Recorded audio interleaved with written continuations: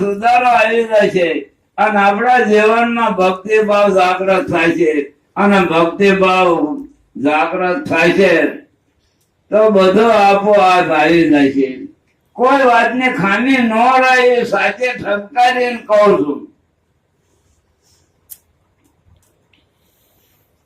પણ પોતાનું જીવન બનાવવું પડે.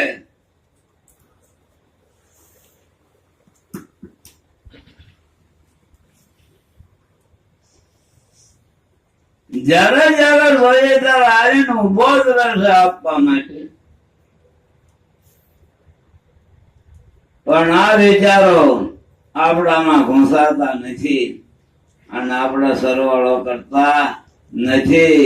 વાણીઓ એ પૈસાની ભૂલ હોય ત્યાં લગન હોય નહીં, રોજ આંધે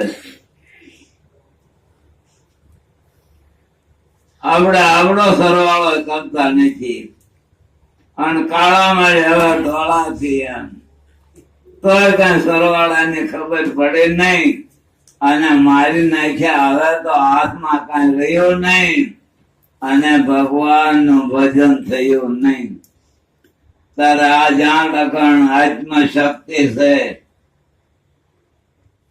શરીર છે શક્તિ છે, ત્યાં લગન ભગવાન